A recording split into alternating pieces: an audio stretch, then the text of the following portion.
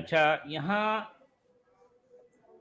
میں چاہتا ہوں اپنی کتاب سے ایک دو چھوٹے چھوٹے اقتباس میں پڑھ کر سناؤں. یہ میں نے کل ہی جی لکھے تھے.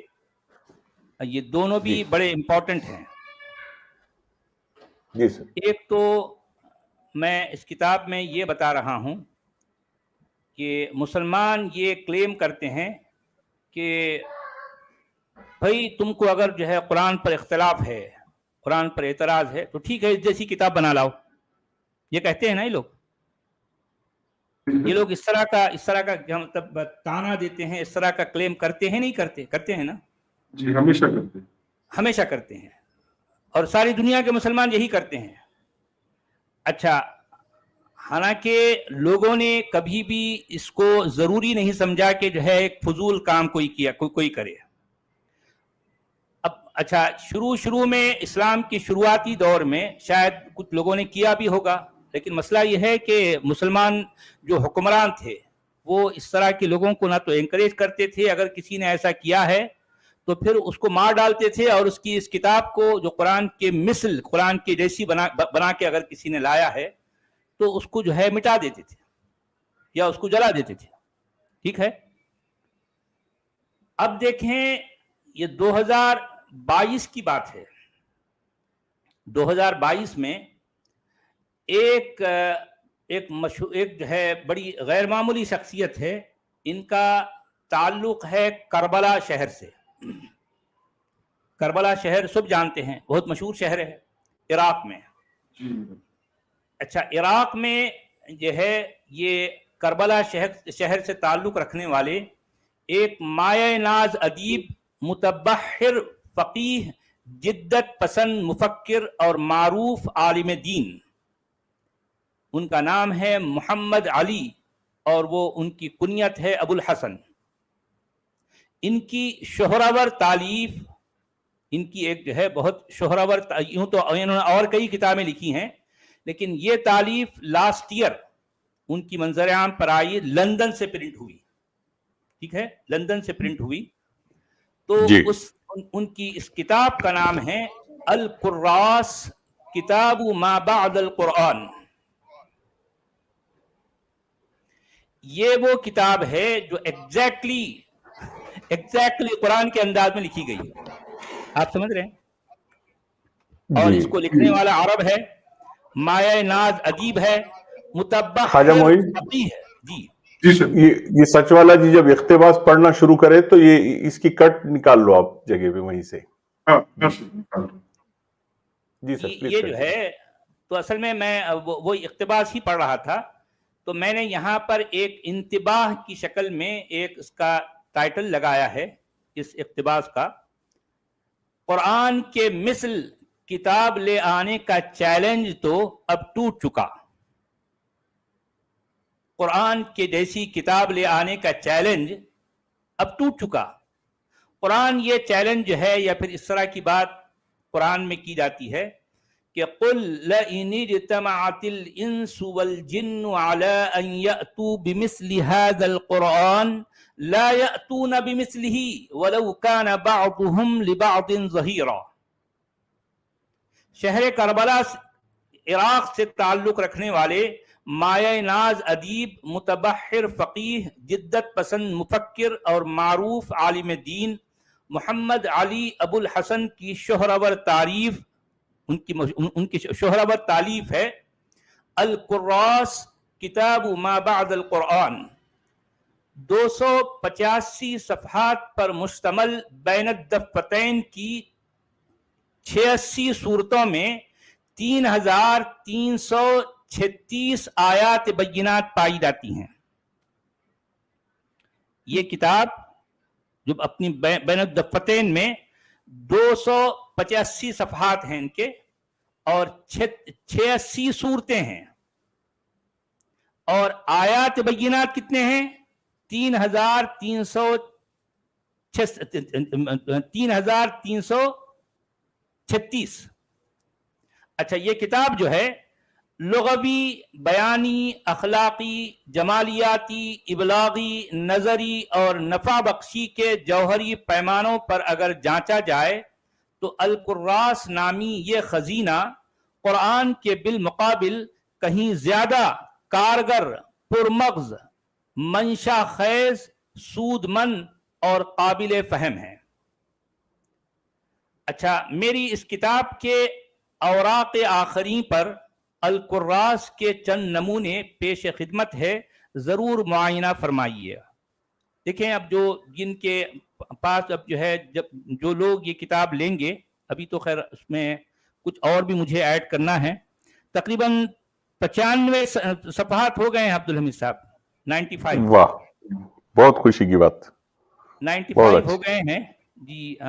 تو اب یہ اور بھی کچھ ذہن میں ہے، کچھ باتیں میں اس کو تقریباً 100 تک تو کر میں ضرور پہنچاؤں گا، یا 101 صفحات سمجھو، کم سے کم 101 صفحات تو ہونی چاہیے۔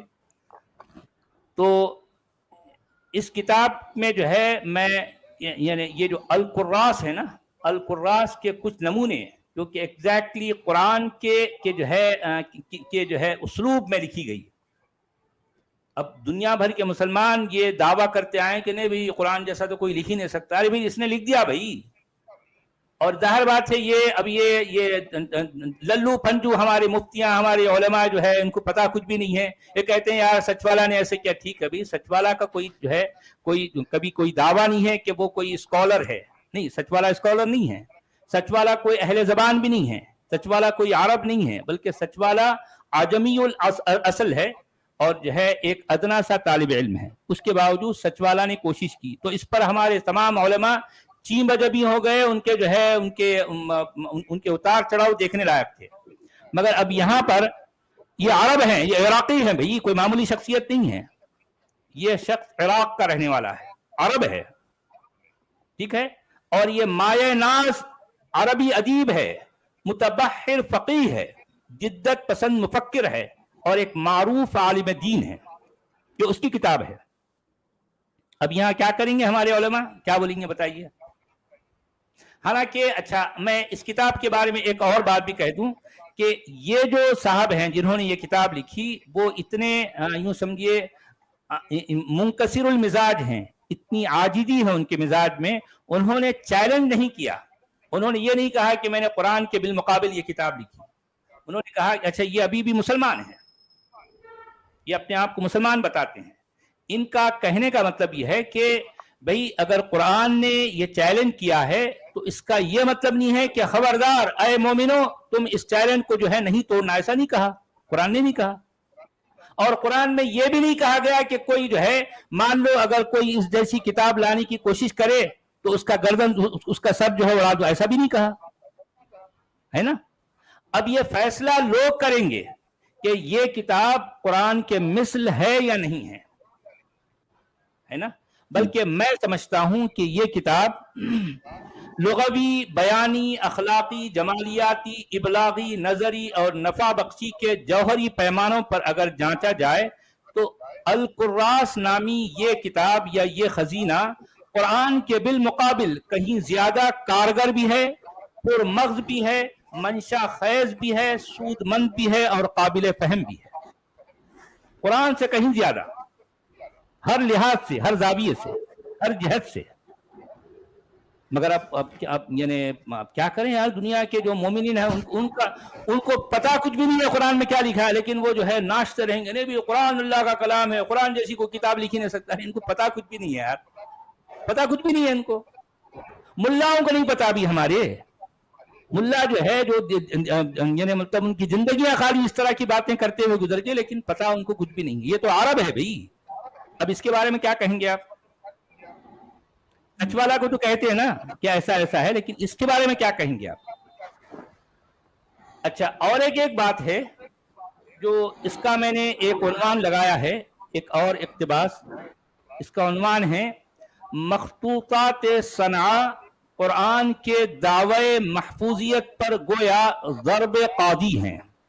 ضرب قاضی کا مطلب یہ ہے کہ وہ ایک زوردار ہتھوڑا، ایک جو ہے جو فیصلہ ہوتا ہے نا کسی قاضی کا، کسی جج کا ایک فیصلہ ہوتا ہے، ٹھیک ہے جی، جج کا فیصلہ کیا ہوتا ہے کہ جو فیصلہ ہو گیا بس جو ہے، کیونکہ چیف جسٹس کا فیصلہ، اب اس کے بعد کوئی اس میں کوئی ترمیم نہیں ہو سکتی نا بھائی۔ تو اس طرح سے جو ہے ایک طرح کا یہ مخطوطات صنعاء جو ہے نا، صنعاء جو شمالی یمن کا ایک شہر ہے، اس کے اچھا کسی کے پاس سے کچھ شور آ رہا ہے یار، خواجہ معین آپ کے پاس سے کہاں سے آ رہا ہے؟ تو میں کہہ رہا تھا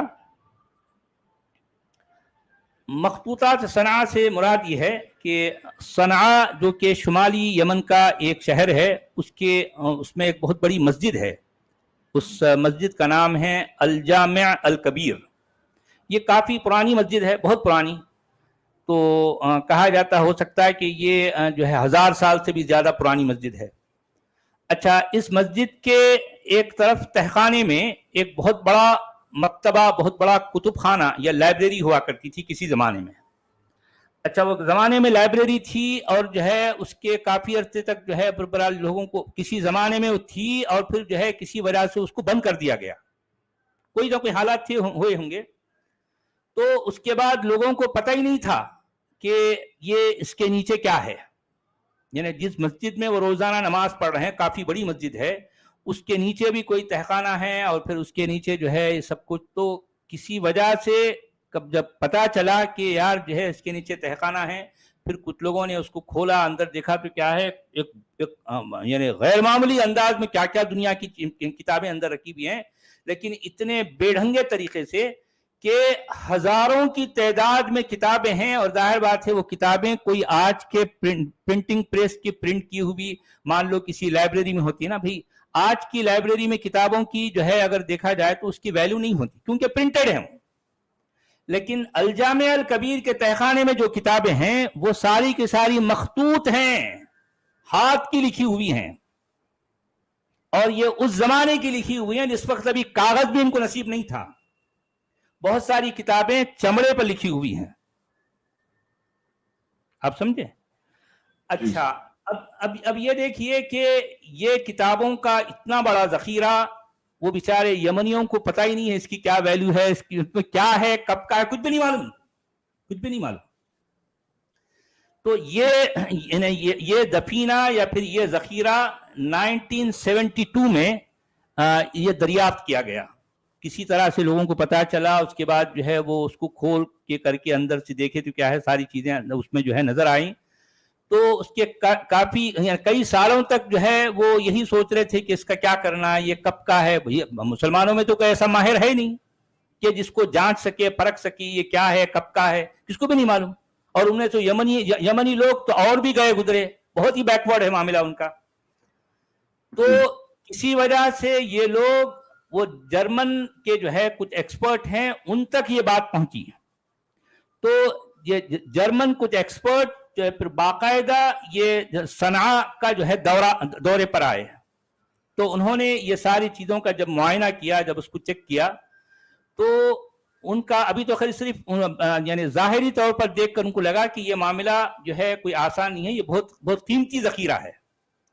تو اس میں سے کچھ چیزیں تو جو ہے وہ لے کے جو ہے وہ برلن گئے. برلن میں ایک بہت بڑا جو ہے بہت بڑا ادارہ ہے، ایک ریسرچ سینٹر ہے، اور اس پہ یہ سارا اس طرح کا کام بہت تحقیقی کام ہوتا ہے علمی طور پر. تو وہاں لے جا کر جب انہوں نے دیکھا، اس کی ریڈیو کاربن ڈیٹنگ وغیرہ کی، تو اس میں سے چیزیں ان کے سامنے جو آئیں تو وہ اس نتیجے پہ پہنچے کہ یہ تقریباً جو ہے 7ویں صدی کے اواخر کا جو ہے یہ ذخیرہ ہے. اچھا، کہیں آواز میری ایکو ہو رہی ہے اس میں؟ جی نہیں، آپ کی طرف سے آ رہی سچ والا جی. ایسا لگ رہا ہے کہ یہ آواز ہاں یوٹیوب یا کچھ تو بھی ایکو ہے. ہم دونوں نے میوٹ کر کے سنے تو بھی آ رہی ہے. اچھا ایسا ہے کیا میں ایک دیکھنا، میں دوسرا والا تو بند ہے کیا پتا نہیں. اچھا خیر ٹھیک ہے. تو میں یہ کہہ رہا تھا، وہ تو ڈاکٹر گیٹ پوئن نام کی جو ہے ایک شخصیت ہے جو ملٹی لنگول ہیں، اور وہ جو ہے اس کے ایکسپرٹ ہیں مخطوطات کے، اس طرح کے جو ہے جو قدیم جو مخطوطات ہوتے ہیں ان کے. تو ان کی سربراہی میں ایک باقاعدہ ایک وفد آیا تھا، آ کر جو ہے کچھ چیزیں یہاں سے وہ جو ہے برلن لے گئے اور اس پر تحقیقات کی. تو ان کو لگا یار یہ غیر معمولی ہے. تو اس کے بعد اور यानी मतलब पूरे इदारे को बहुत बड़े पैमाने पर जो है फंडिंग की गई ताकि इसका ये पूरे ज़खीरे का जो है एक तहकीकी तौर पर इसका इल्मी इसका जायज़ा लिया जाए। तो मैं अब ये जो है उस पर ये बातें मैं लिखता हुआ यहाँ पर मैंने अपने उस पर जो है एक जो पैराग्राफ बनाया वो ये कि यमन के मशहूर शहर सनआ की अल-जामिया अल-कबीर के तहखाने से सन 1972 में बरामद हुए ओल्डेस्ट कुरानिक फ्रैगमेंट्स एंड पैलिम्सिस के बहुत बड़े खजाने पर जर्मनी के शहर बर्लिन के हाउस ऑफ मैन्युस्क्रिप्ट्स में सन 1980 टू 1987, ये तकरीबन कितने हो गए देखिए, ये जो है कुछ 13 साल तक जो है यानी मतलब ये इस पर बाकायदा रिसर्च होता रहा कि अच्छा इस रिसर्च के दौरान एक जर्मन यमनी मैन्युस्क्रिप्ट प्रोजेक्ट अमल में आया। यानी इस प्रोजेक्ट के तहत इस पर जो है इतने सालों तक ये जो है इस पर रिसर्च वर्क होता रहा, जो कि अपनी नौइयत का बिल्कुल मुनफरिद और रूए जमीन का सबसे ज़ख़ीम प्रोजेक्ट था। इस प्रोजेक्ट में दुनिया जहां के जदीद तरीन वसाइल व इम्कानात की मदद से ज़ायद 24,000 तस्वीरी माइक्रोफिल्म्स और तकरीबन 5,000 रंगीन स्लाइड्स और बेशुमार सियाह सफेद कापियां तैयार की गईं। और ये माइक्रोफिल्म्स बनाना कोई आसान काम नहीं है। 24,000 से ज्यादा माइक्रोफिल्म्स बनाई गई हैं और जो है तकरीबन 5,000 जो है रंगीन स्लाइड्स बनाई गई हैं, जिनमें पूरा जितना जखीरा वो लेके गए थे यहां से यमन से, तो उस पर जो है माइक्रोफिल्म बनाई गई। अच्छा, इस पाए के भारी भरकम प्रोजेक्ट में इतनी जलीलुल कदर पैमाने पर हुई इल्मी और तहकीकी मशगूलियत को एक खुफिया तरीन और घनावनी साजिश के तहत अचानक रोक कर इस पर सुकूत और खामोशी का मुस्तकिल ताला डाल दिया गया। अब आप देखिए तकरीबन 13-14 साल तक मुसलसल एक जो है इतना बड़ा प्रोजेक्ट हो रहा है और इंतहाई जो है जलील कदर पैमाने पर इसमें इल्मी और तहकीकी ये काम हो रहा है इतने बड़े पैमाने पर, तो एक खुफिया तरीन और घरावनी साजिश के तहत इसको अचानक रोक देना और इस पर मुस्तकिल तौर पर एक जो है खामोशी का ताला डाल देना। आप समझ रहे बात को? अच्छा, अब सवाल यह है कि ऐसा हुआ क्यों, ऐसा मगर क्यों हुआ? ये वो सवाल है जो कि हर हकीकत पसंद इंसान के जहन में फितरी तौर पर उभरता होगा, ताहम इसका कोई तसल्ली बख्श जवाब तावक्त तहरीर सामने नहीं आया। अलबत्ता चीदा चीदा जो इत्तलाआत हम तक पहुंच पाई वो अपने आप में निहायत तशवीशनाक हैं। जामे अल कबीर सनआ के ये कुरानी पार्चे जात फिलवाक़े उस दौर के नाकाबिल तरदीद बाक़ियात और शहादात हैं जिस दौर में हमारा यह कुरान हज़फ और इजाफा, हज़फ कहते हैं डिलीशन और इजाफा कहते हैं एडिशन, यानी ये हमारा यह कुरान ये वो दौर है जिस दौर के जो है ये फ्रैगमेंट्स हैं, ये पार्चे जात हैं, ये रुक़े जात हैं, ये उस दौर की बाक़ियात और शहादात हैं जिस वक्त हमारा यह कुरान हज़फ व इजाफा के तगय्युरी और इर्तिकाई मराहिल से गुजर रहा था। अभी कुरान की इवोल्यूशन चल रही थी, इसमें कुछ चीजें ऐड की जा रही थी, कुछ चीजें भी डिलीट की जा रही थी। ये वो जमाना था, ये उस जमाने का जो है कि निशानात हैं। जाहिर बात है जितनी बातें सामने आई और जैसे ही यमनी जो है जो यमनी हुकूमत को यहाँ के या वहाँ के जिम्मेदारों को इस बात का पता चला और जो ही ये लोग आपस में एक दूसरे से अरे यार ऐसा है, पूरी दुनिया में खलबली मच गई। और फिर ये खलबली कोई आम तौर पर जाहिर नहीं हुई, बल्कि इस तरीके से इस पर प्रेशराइज किया गया इस पूरे प्रोजेक्ट को कि इसको फौरी रोक दो, बंद कर दो। क्योंकि अगर ये तहकीकात जो की गई अगर दुनिया के सामने आ जाए तो इस्लाम नामी इमारत धड़ाम से गिर जाएगी, धड़ाम। क्योंकि इस्लाम टिका हुआ है कुरान पर ना भाई। अब अगर कुरान के जो कुरान को लेकर इनके जो दावे हैं, अरे यार ये सारी तहकीकात अगर दुनिया के सामने आ जाएंगे तो दावे तो गए, अभी कुरान भी गया, इस्लाम भी गया, पूरा गया। آپ سمجھ رہے ہیں؟ اچھا اصل میں وہ ان جو ہے پیلمسس میں ہے کیا؟ پیلمسس کسے کہتے ہیں پہلے سمجھنا چاہیے. پیلمسس کا مطلب ہوتا ہے وہ کھال، یعنی کسی جانور کی وہ کھال جو اس کام کے لیے استعمال ہوتی ہے کہ اس پر پہلے کچھ لکھا گیا، اس کے بعد ان کو میٹ دیا گیا. ٹھیک ہے، مطلب پورا پروسیس کیا جاتا ہو، کیمیکل پروسیس بھی ہوتا ہے اس میں پورا. یعنی اس کو باقاعدہ پوری طرح سے جو لکھا گیا تھا اس کو پوری طرح سے میٹ کر، اور پھر ظاہر بات ہے ان کے اپنے حساب سے ایسا لگا کہ ہم نے جو پہلے لکھا تھا اس کو میٹ دیے اور وہ مٹ گیا. ظاہر بات ہے ہماری نیکڈ آئی سے جو ہے اگر آپ دیکھیں گے تو ان پیلمسس کو آپ کو جو ہے سمجھ میں کچھ بھی نہیں آئے گا، لیکن ہاں یہ کچھ بھی نہیں ہے.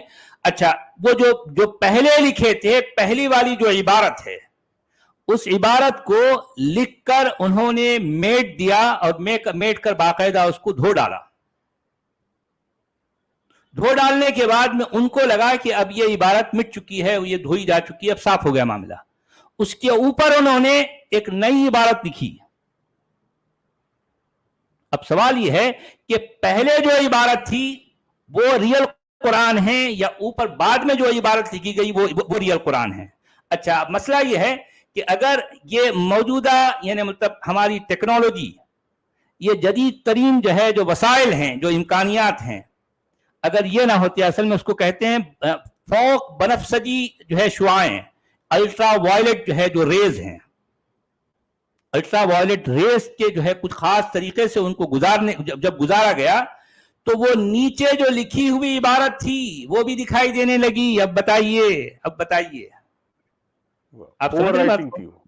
ہاں تو یہ جو اوور رائٹنگ ہے، اچھا نیکڈ آئی سے ہمیں اوور رائٹنگ نظر نہیں آتی، جو نیچے لکھا ہوا تھا وہ مٹ چکا ہے، لیکن یہ اس مطلب فوق بنفسجی جو ہے جو شعاعیں ہیں ان سے گزارنے کی وجہ سے وہ نیچے کی عبارت بھی جو ہے اس میں آ گئی، اور اس کی بھی مائکرو فلمز بن چکی ہیں.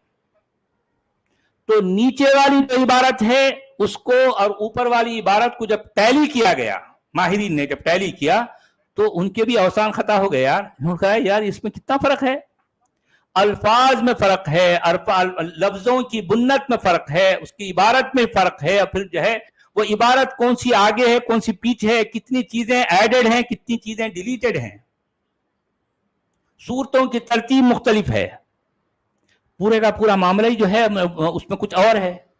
اب سوال یہ ہے کہ اگر یہ اللہ کا کلام ہے، اگر اللہ واقعی اس کی حفاظت کر رہا ہے، تو اب سوال یہ ہے کہ اوپر والا قرآن ریل قرآن ہے جو کہ لوح محفوظ پر ہے، یا پھر نیچے والا ریل قرآن ہے جو کہ لوح محفوظ پر ہے.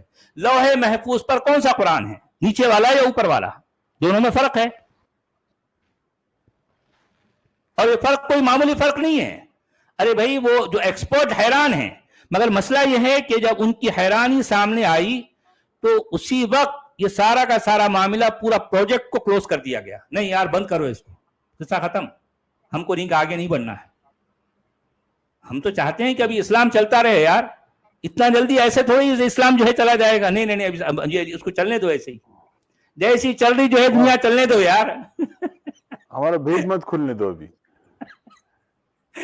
اچھا اب آپ دیکھیے کہ واضح رہے کہ صنعاء سے برآمدہ وہ قرآنی پارچے جات نہ تو یمنی حکومت کی ملکیت ہیں، نہ جرمن ادارے کا ٹھیکہ ہیں، اور نہ امت مسلمہ کی کوئی جاگیر ہیں، بلکہ وہ تو در حقیقت حضرت انسان کا اجتماعی اور اشتراکی سرمایہ ہیں.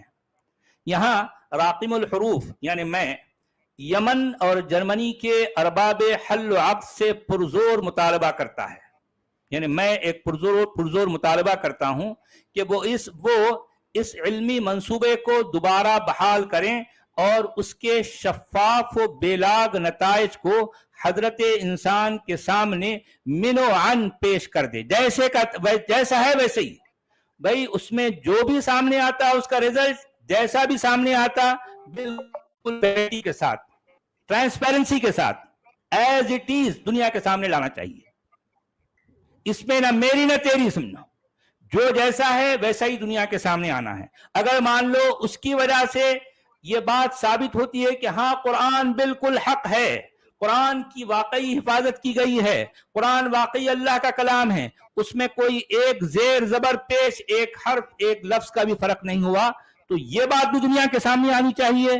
اگر ایسا نہیں ہے، وہاں معاملہ پورے کا پورا آوے کا آوا بگڑا ہوا ہے، تو بھی یہ ساری باتیں شفافیت کے ساتھ، پوری ٹرانسپیرنسی کے ساتھ دنیا میں آنا چاہیے، دنیا کے سامنے۔ یہ میرا مطالبہ ہے، اور میں چاہتا ہوں کہ وہ لوگ جو سوجھ بوجھ رکھتے ہیں، وہ لوگ بھی اس طرح کی بات جو ہے، اس طرح کا مطالبہ، اس طرح کا جو ہے بات کرنی چاہیے ان کو، کہ بھئی اس پروجیکٹ کو، اس منصوبے کو بند کیوں کر دیا گیا، اس کو دوبارہ بحال ہونا چاہیے، اور یہ ساری باتیں، یہ سارے جو ہے ریزلٹ دنیا کے سامنے آنے چاہیے نا، ہے نہیں؟ بالکل۔ تو چلیے جناب، بہرحال یہ تو وہ ریسرچ شروع کروانے والے کون تھے سچ والا جی، اور بند کروانے والی اتھارٹیز کون ہے وہ؟ اصل میں بند کروانے والی اتھارٹیز تو جو ہے ہمارے سامنے نہیں آ سکتی نا، یہ تو معاملہ بہت بڑا، اب ہم سمجھ سکتے ہیں کہ یہ اتنے بڑے ریسرچ کو، اور پھر جو ہے جو باتیں سامنے آئی، اگرچہ کہ بڑی جو ہے وہ سینسرڈ ہو کر ہمارے سامنے جتنی باتیں آئی ہیں، چیدہ چند باتیں سامنے آئی، تو اس سے یہ باتیں ہمارے سامنے آ رہی ہیں۔ اب اگر مان لو کہ پوری باتیں سامنے آ جائیں تو کیا بنے گا، اس کا کیا بنے گا؟ کیونکہ یہ سوال تو ہے نا کہ جو نیچے جو تھا وہ ریئل قرآن ہے، یا جس کو اوور رائٹ کیا گیا وہ ریئل قرآن ہے؟ ریئل قرآن کیا ہے؟ پھر اگر اوپر والا صحیح ہے تو پھر نیچے والا کیا تھا؟ اور اگر نیچے والا صحیح ہے تو پھر اوپر کیوں لکھا گیا؟ اس میں اتنا بڑا فرق کیوں ہے؟ یہ سوال تو ہے، سوال ہے۔ تو اب وہ جو رکوانے والی جو طاقتیں ہیں، ہم سمجھ سکتے ہیں یہ کون ہو سکتے ہیں، ظاہر بات ہے اسلام جتنا بڑا امپائر ہے وہ تو نہیں چاہے گا کہ نا بھی جو ہے یہ ساری اتنی سچائیاں اتنے بڑے پیمانے پر اور اتنی کڑوی سچائیاں دنیا کے سامنے آ جائے۔ اسلام کبھی بھی نہیں چاہے گا، اہل اسلام کبھی بھی نہیں چاہیں گے۔ اہل اسلام کے جو ہے، جو ظاہر بات ہے ان کی اپنی جو دکانیں چل رہی ہیں، پورے کا پورا معاملہ ہے نا بھی، یہ کوئی ایک ملک ایک علاقے کی بات نہیں ہے، ایک کانٹیننٹ کی بات نہیں ہے، پوری دنیا اس کی لپیٹ میں ہے۔ تو ظاہر بات ہے وہ نہیں چاہیں گے، مطلب اگر مان لو یہ روکنے کے باوجود اگر پھر بھی جرمنی میں یہ کام ہوتا تو پھر جرمنی پر ساری دنیا سے عذاب پڑتا، مطلب پورا قہر پڑتا، سارے لوگ ایک ہو جاتے، جیسا ابھی سویڈن پہ ہو رہا۔ ہاں ظاہر بات ہے۔ اچھا سچ حالانکہ والا دیکھا جائے جی، تو وہ جو ہے جرمنی میں جو کام ہو رہا تھا وہ تحقیقی کام ہو رہا تھا نا، ان کا انٹینشن ایسا کچھ نہیں تھا کہ جو ہے کسی اسلام کو یا اسلام کے پیغمبر کو یا کسی کو جو ہے انسلٹ کرنا، نہیں، ان کا مقصد یہ نہیں تھا۔ وہ لوگ علمی پیمانوں پر جو ہے یہ سارے کام کرنا چاہتے تھے، مگر نہیں، دیکھیں اسلام علم کے خلاف ہے، اسلام سچائی کے خلاف ہے، اسلام کبھی بھی سچ بولنا چاہتا ہے نہ سچ بلوانا چاہتا ہے۔ اس سے یعنی اس طرح کے حالات سے آپ اس یقین پر پہنچ سکتے ہیں کہ اسلام کی ریئلٹی کیا ہے۔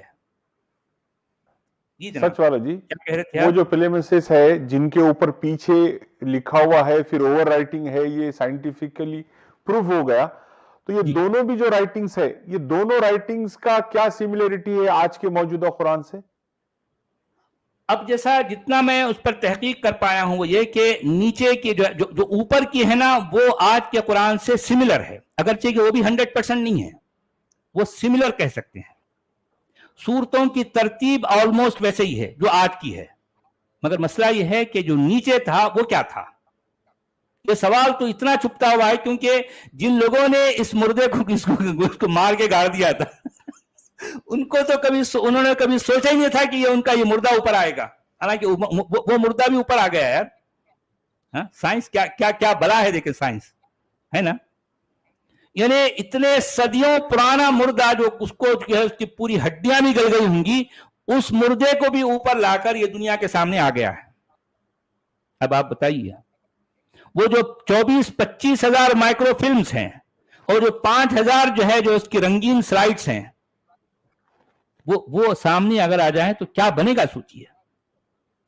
حالانکہ دیکھا جائے تو خود جو ہے جو اہل اسلام ہیں ان کو بھی پوری فراغ دلی کے ساتھ یہ سارے تحقیقی کام کو چلتے رہنے دینا چاہیے تھا۔ بھئی جو بھی ہے وہ ہے، لیکن نہیں، اسلام ڈے ون سے ہر سچائی کو دبانا یہ اس کا مقصد ہے. ڈے ون سے یہ آج کا نہیں معاملہ، اسلام کی پوری تاریخ اسی طرح پر جو ہے کہ جو ہے اسلام ہر سچائی کو چھپانا اور دبانا چاہتا ہے، اور جو کوئی سچ بولنے لگے اس کا منہ، اس کی گردن، اس کا جو ہے اس کو دبا دے گا. سچائی اور اسلام ساتھ ساتھ نہیں چل سکتے، نہیں چل سکتے.